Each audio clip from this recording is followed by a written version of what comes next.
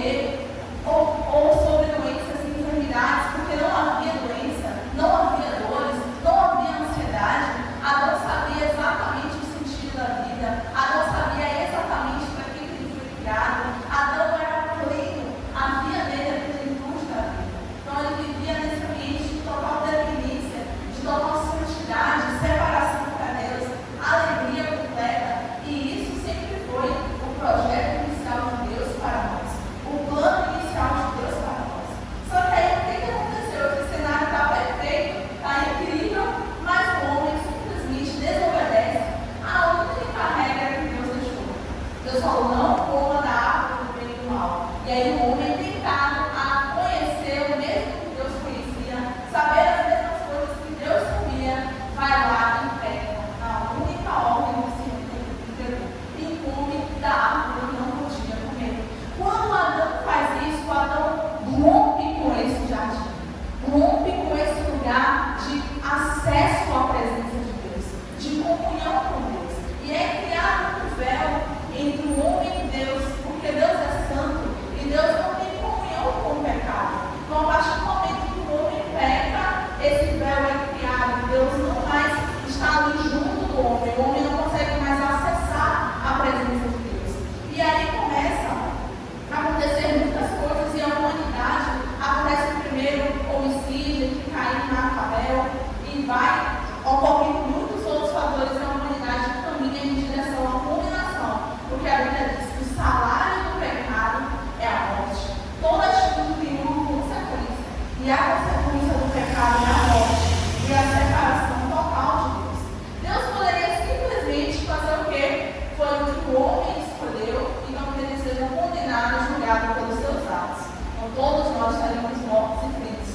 Mas Deus vem com um plano de salvação. A Bíblia fala em João 3,16 que Deus amou tanto o mundo que entregou o seu único filho, para que todo aquele que nele crê não pereça, mas tenha a vida eterna. Então, o que o Senhor faz? Pega o salário do pecado da morte, então ele mata o seu filho no nosso lugar, para que a gente tivesse vida.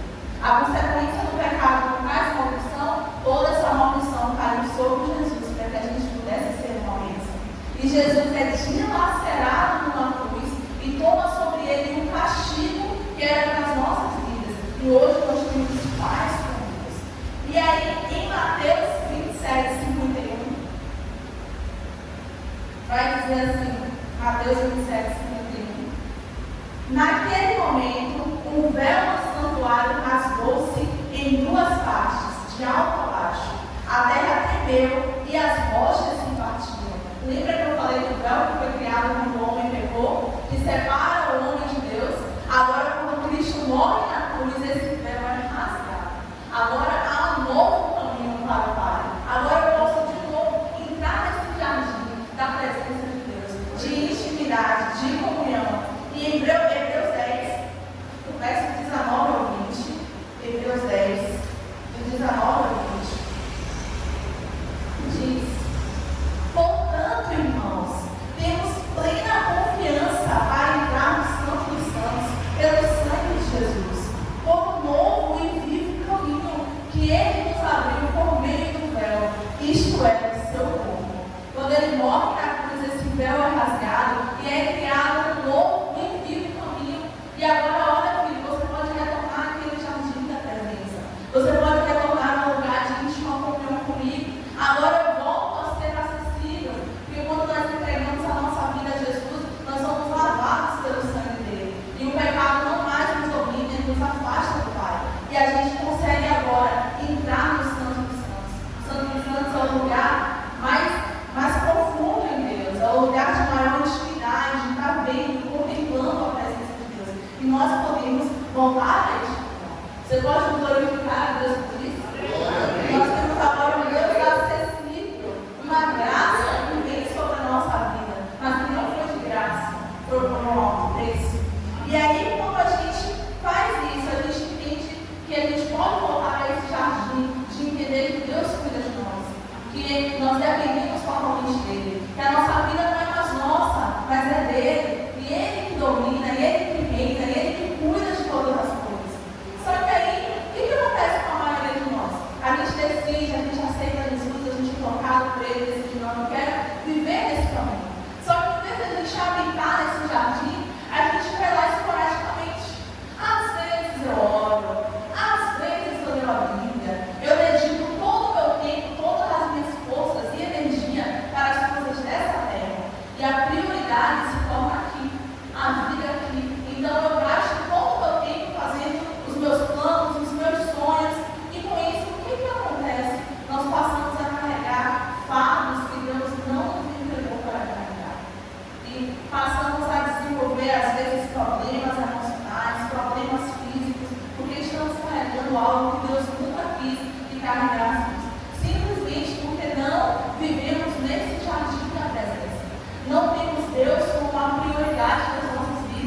E aí, achamos que tudo na nossa vida é pela força do braço. Por mais que você professe o contrário, não, tudo que eu tenho foi Deus que me deu. Mas se você dedica tanto tempo para outras coisas e pouquíssimo tempo ou que sobra a Deus, realmente você acha que me deu? Você pode falar algo, mas as suas atitudes demonstram o contrário. Demonstram que você acha que é pela força do seu braço. E isso nos faz trazer consequências muito grandes. E eu trouxe aqui 2 grupos de fatos que geralmente a gente carrega. E o primeiro é as preocupações com as coisas dessa vida. O que eu vou comer, o que eu vou vestir, com quem eu vou trabalhar. Eu falo que quando você está no ensino médio, você é estudante, quando você termina o ensino médio, você é desempregado. Aí eu acho aquele desespero, meu Deus, e agora? Tenho que achar um emprego. Ou então, que faculdade eu vou fazer? Será que eu vou passar no curso? Aí eu tormento no dia, aquela palavra eu tormento. Meu Deus, graças a Deus eu não preciso fazer mais. Mas assim, a gente fica pensando em várias coisas e carregando o fato de eu tenho que conquistar, eu tenho que ser alguém, eu tenho que crescer também, eu tenho que conquistar as minhas coisas, eu tenho que casar, entre que vou estar perto de casar, e tanta preocupação, e tanta coisa que se questiona, vai dar certo? Será que a gente vai conseguir? Mas quando a gente está carregando esse excesso de preocupações, reflete falta de confiança no Senhor. Reflete a falta de estar buscando realmente a Deus. Então não adianta falar, Senhor, o Senhor sabe que eu preciso de uma casa. Me dá uma casa, meu Deus. E aí, o que você faz? Trabalha arduamente para conquistar essa casa. E não tem tempo para Deus. E não dedica tempo com o Senhor. E não está no lugar de intimidade com Deus. Você realmente acha que é o Senhor que vai te dar a casa? Qual é a força do seu braço? Percebe que Deus não nos entregou esse fardo, o fardo de ficar desesperado pela provisão, o fardo de ficar desesperado diante dos problemas dessa vida, porque na presença dele há uma verdadeira descanso. E aí o que acontece? Você pode até conquistar muitas coisas com o seu esforço, com a força do seu braço. Deus tem muita misericórdia de nós e abre as portas e nos abençoa, mas você nunca vai estar satisfeito. Vai passar o tempo, você vai querer conquistar mais coisas, outras coisas. Nunca você vai estar 100% feliz. Talvez você nunca encontre a paz que excede todo entendimento, porque essas coisas só há na presença de Deus. E nós precisamos vincular. Tudo que a gente precisa é para a presença de Deus. E nós precisamos buscar isso. Em Êxodo 5, do verso 6 ao 9. Estão entendendo?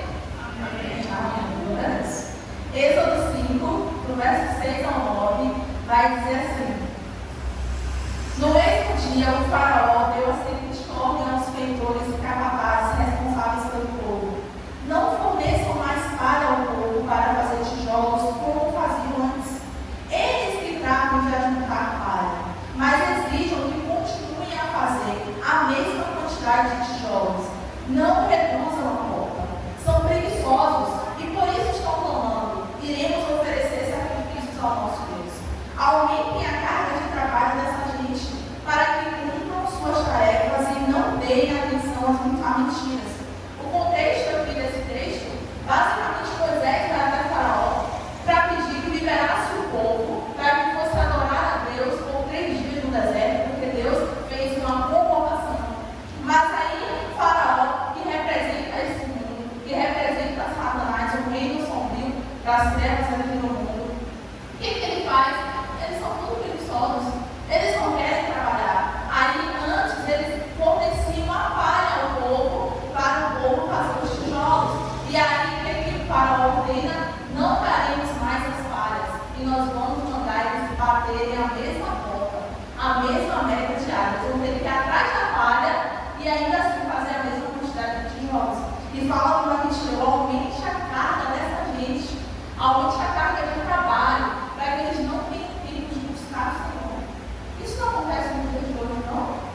Toda hora tem uma coisa, é trabalho. Eu lembro que quando eu fiz IFPA, foi bem difícil, não é faculdade, mas é quase uma faculdade, porque é um ensino médio bem puxado, junto com o técnico, e tinha muitos cristãos que falavam assim: mas Deus entende que se eu passei aqui nessa escola que é difícil, eu tenho que dedicar tempo aqui. Deus entende que se eu passar numa fase em que eu não busco, ou que eu não sirvo a Deus, porque é um momento que exige muita dedicação. Mas será que realmente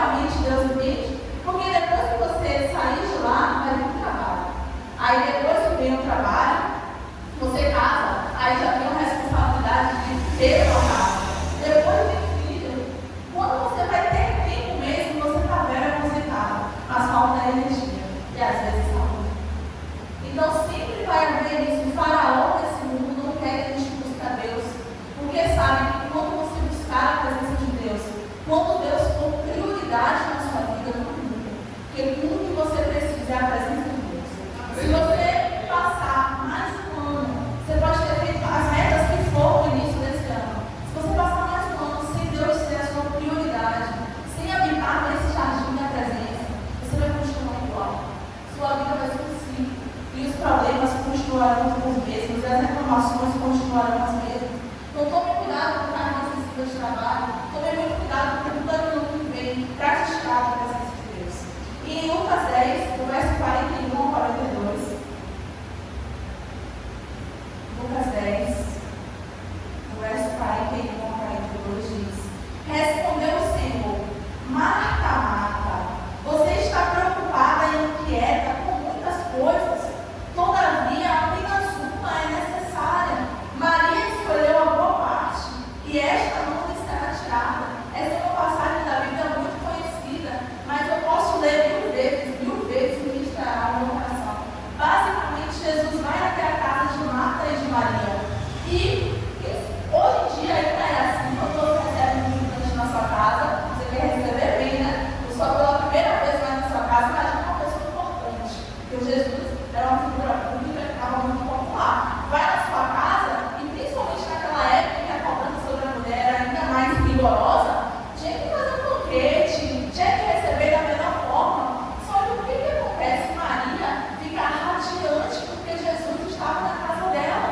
E ela simplesmente não faz nada. Ela não liga para o que a cultura diz de receber bem. Ela não liga para o que vão falar dela. Ou o que ela vai perder. Ela fala: eu tenho que sentar, só ouvir ele falar. Eu tenho que ficar aqui na presença dele. Mas Marta não. Marta fica inquieta. Ela: não, eu vou preparar isso, eu vou preparar aquilo. E ela vai para a cozinha e ela começa a fazer coisas para poder receber Jesus. E o que acontece? Ela fica inquieta. E ela começa a reclamar. E vai até Jesus: mestre, o senhor não se incomoda de Maria estar aí sentada enquanto eu estou aqui fazendo tudo sozinha? E aí Jesus responde isso que a gente acabou de ler: Marta, Marta, você está preocupada com muitas coisas, mas só uma é necessária. Maria escolheu essa boa parte, e isso não lhe será tirado. E muitas vezes nós estamos assim. A gente começa a falar: mas Deus, o senhor está vendo esse trabalho, mas Deus, o senhor está vendo isso, o senhor está vendo aquilo, cheio de desculpas. E o Senhor está te dizendo: filho, filha, você está preocupado com muitas coisas, mas só uma é importante e necessária. Escolha a boa parte de estar na presença de Deus.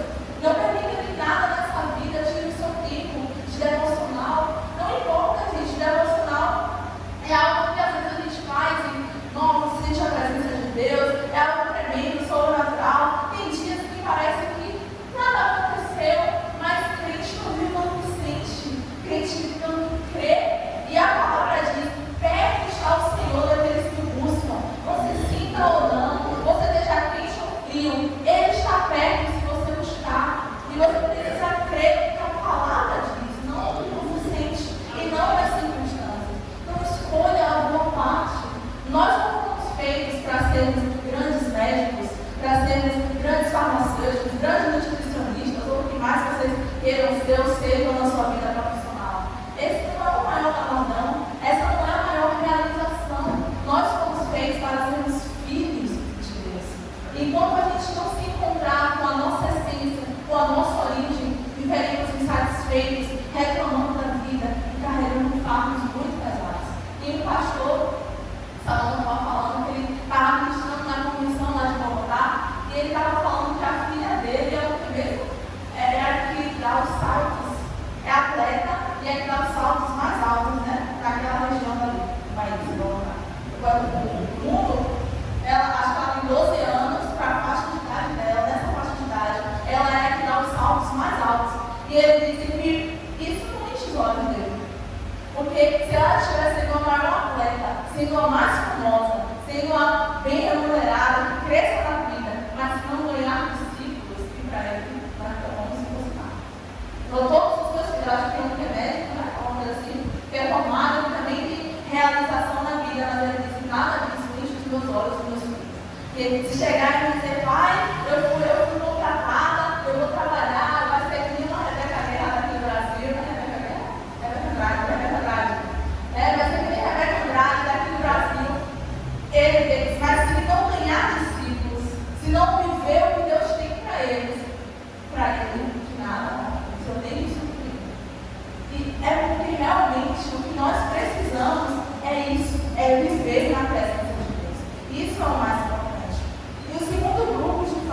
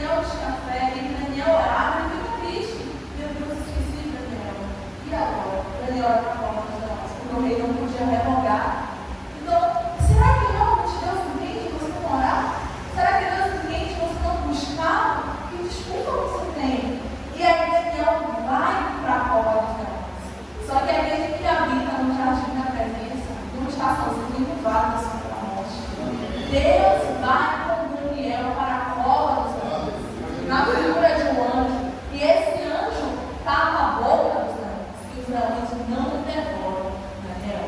E esse decreto que dizia: não ore, não ore, porque se você orar, você vai para a cova dos leões, é transformado. Lá em Daniel 6, do verso 26 ao 27, quando o rei vê que Daniel foi livre dos leões, ele edita um novo decreto. E olha o que diz esse decreto: estou editando um decreto para que nos domínios do império os homens temam e reverenciem o Deus de Daniel, pois ele é o Deus vivo e permanece para sempre. O seu reino não será destruído, o seu domínio jamais acabará. Ele livra e salva, faz sinais e maravilhas nos céus e na terra. Ele livrou Daniel do poder dos leões. Então, o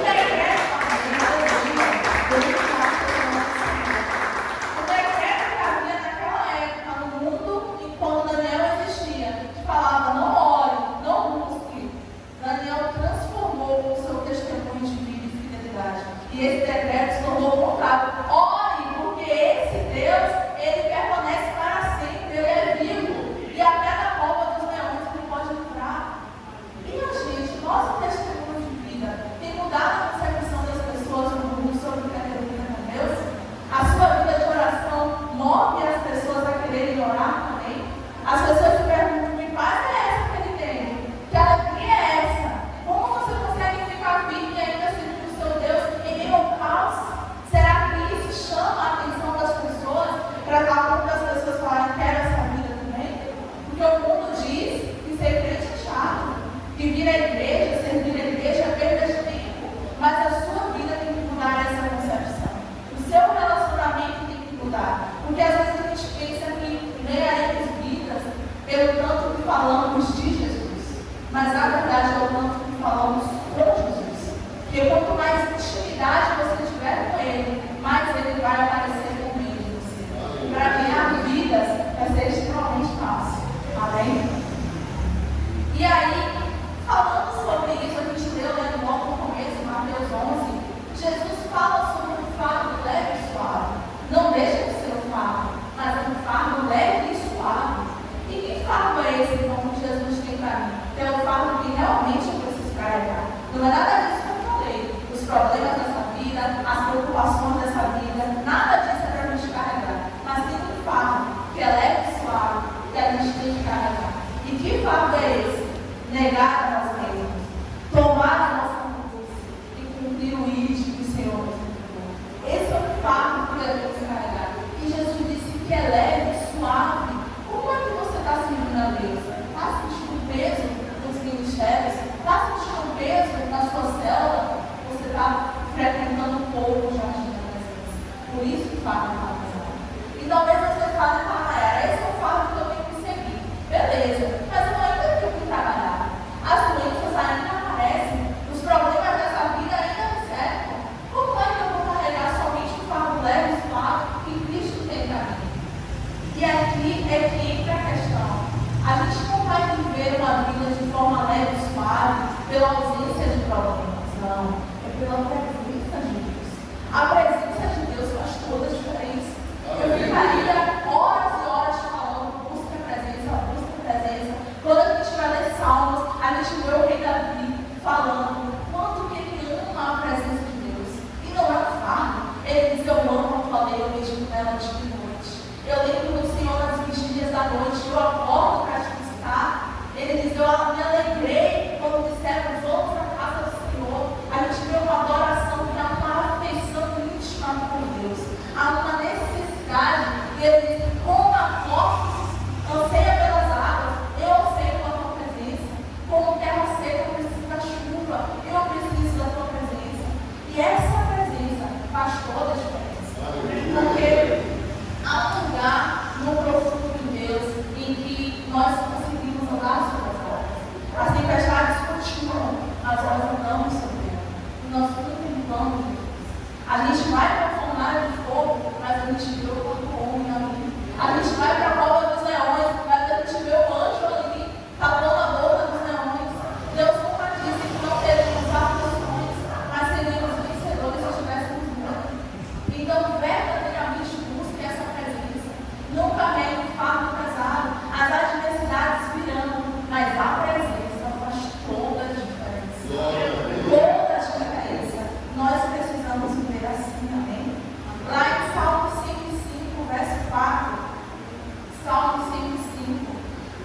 4 diz: recorram ao Senhor e ao seu poder, busquem sempre a sua presença.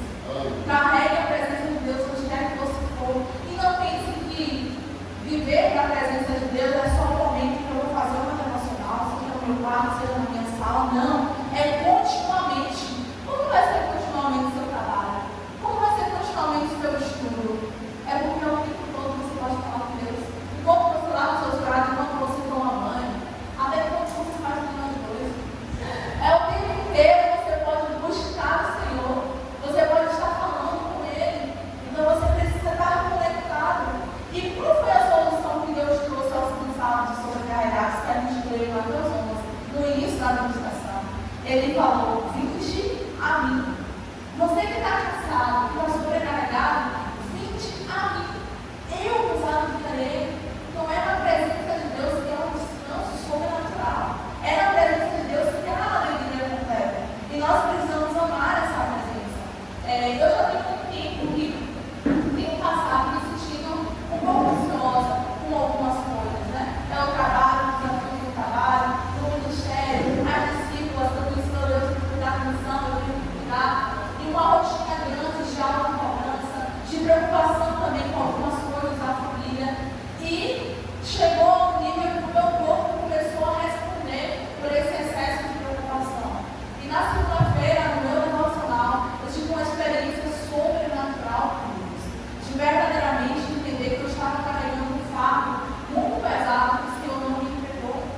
E eu pude realmente contemplar a presença de Deus tirando aquele fardo pesado de mim e me entregando um fardo leve e suave.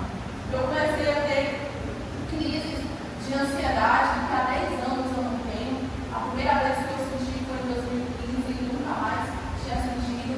Não consegui dormir, insônia, várias coisas. E isso veio como um freio de Deus para eu me lembrar que eu não preciso estar carregando muitas coisas comigo carregadas. E nesse momento de devocional, a presença de Deus foi tão forte que eu sentia tanta paz, gente, tanta paz. Nossa, eu não quero nunca sair daqui. Que paz é essa? Inexplicável. Uma alegria. As coisas que estavam me preocupando continuavam, mas eu estava radiante de alegria. Eu estava sentindo uma paz que excede todo entendimento. E todo o peso foi retirado com a presença de Deus. E é isso que o Senhor deseja fazer conosco nessa noite. Amém? Porque quando a gente está nesse lugar de comunhão com o Pai, a satisfação completa, lá em Salmos 16, verso 11, estou finalizando já, tá bom? Salmos 16, verso 11, diz assim: tu me farás conhecer a vereda da vida, a alegria plena da tua presença, eterno prazer a tua direita. A gente está dizendo que há um eterno prazer, há uma alegria plena na presença de Deus. Depois, o que há nesse lugar de comunhão com o Pai? Paz que excede todo entendimento. Lá em Filipenses 4, do verso 6 ao 7. Está vendo como a Bíblia é incrível? Não deixe de ler a palavra de Deus. Filipenses 4, do 6 ao 7 diz: não andem ansiosos por coisa alguma, mas em tudo, pela oração e súplicas e com ação de graças, apresentem seus pedidos a Deus. E a paz de Deus, que excede todo o entendimento, guardará os seus corações e as suas mentes em Cristo Jesus. Por que a paz que excede todo entendimento? Porque a paz é meio ao caos. Porque a paz é meio à tempestade. Tem uma passagem que diz que o barco estava quase virando, estava tendo uma tempestade, um mar agitado, Jesus estava dormindo. Quando a gente anda com ele, a gente consegue dormir pela tempestade. A gente consegue verdadeiramente repousar e descansar, porque eu sei que cuida de mim. Tem, acho que é na terceira.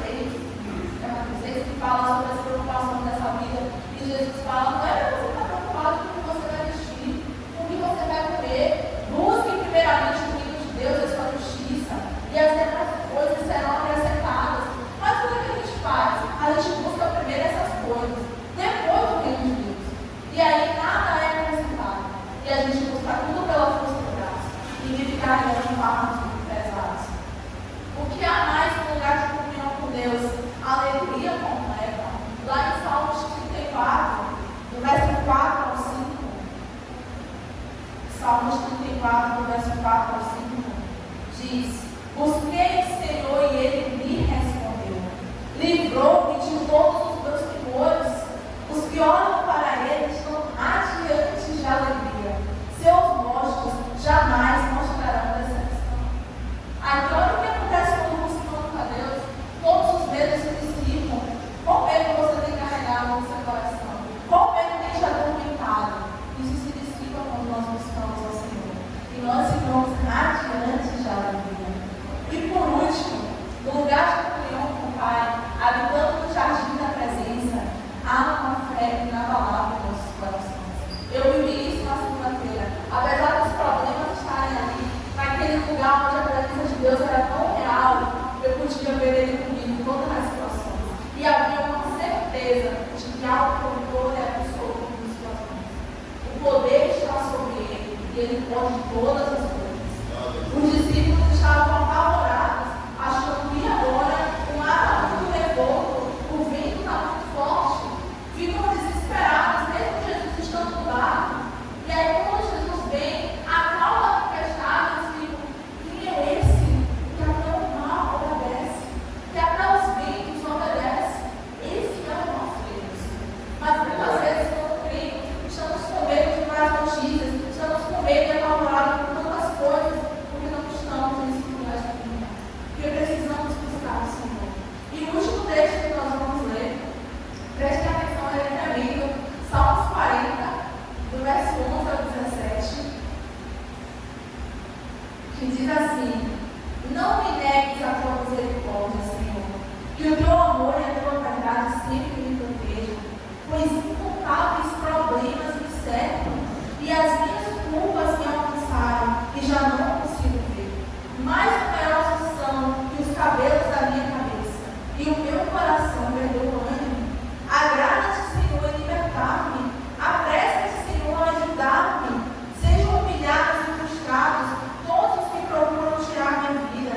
Retrocedam desesperados os que desejam a minha ruína.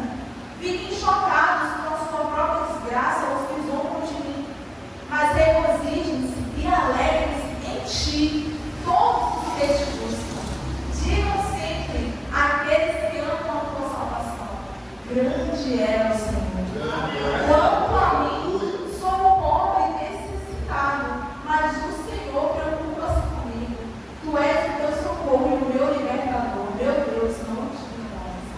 Que salva! E eu acho extraordinário, porque nós somos pobres e necessitados. Nós somos pequenos e falhos e corruptos. Mas Deus, que é o ser mais importante e maior, que não precisa de nós, se preocupa conosco e cuida das nossas vidas. Vamos viver a confiança plena em Deus, de que Ele sabe exatamente o que precisamos. A Bíblia diz que nunca vi justo que provavelmente florescer e crescer. Deus cuida de nós mesmo nos momentos mais difíceis. Eu já passei por tempestades que eu não conseguia ver Deus, ver a presença de Deus, mas Ele sempre vem com sinais que mostram que eu estou aqui. E eu não preciso de mais nada.